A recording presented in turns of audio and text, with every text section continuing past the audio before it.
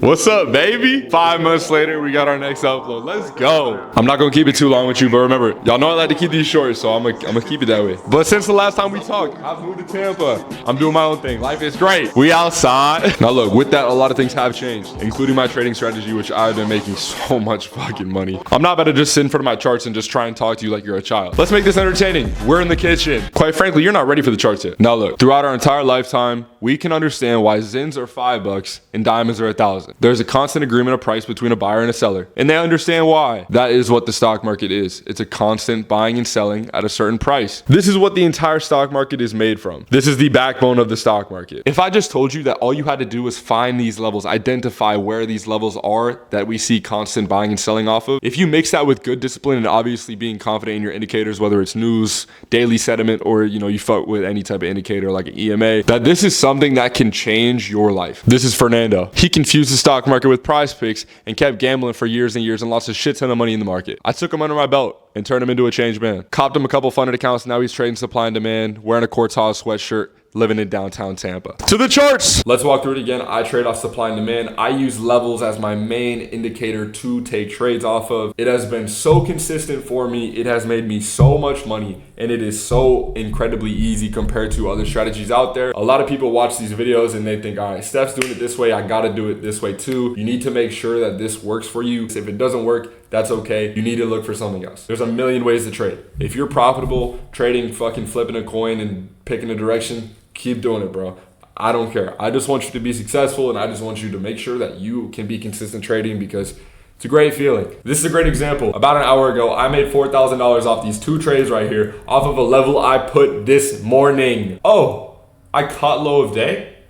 Really? Who would have fucking thought? The main reason why I love trading supply and demand is not only that I do catch the sharpest move because of the way I implement my levels, but when I play off of these levels, I can automatically identify my stop loss and where I'm going to take profit. The risk reward is very important in everybody's trading style. You need to make sure that you can premeditate your stop loss / take profits to make sure that you can see before you get into the trade where I'm going to lose and how much, and where I'm going to win and how much, okay? We'll look at this trade today. This first one I took off of low a day. You can see that my stop loss is a close below the level, because if we break that level, we're obviously done. There's no more support until we come down to my next level. Some things you can do, and I didn't do it today because of how far the distance was in between these levels and the fact that we were trending down all day. I don't like playing against the trend, so I just wanted to take some quick scalps. It was the afternoon. Who cares? This is a great example. You can obviously see we were so close to breaking through this zone and continuing higher, but we didn't. Probably gonna see some rejections off of this. I would hop into shorts right here,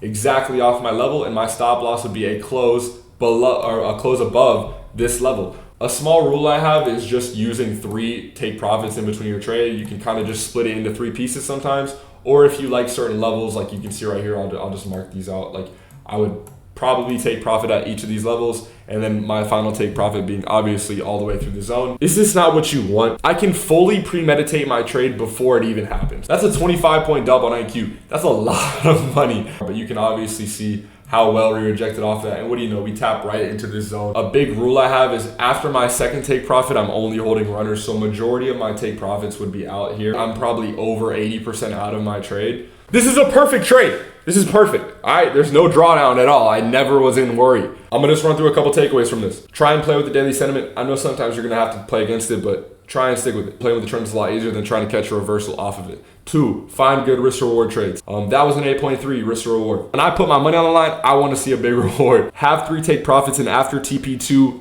at least 80%, bro. Be very aggressive with this. The more you treat this like a business and the more you treat this seriously, the better it's gonna be for you. You don't need to make $10,000 every single day, bro.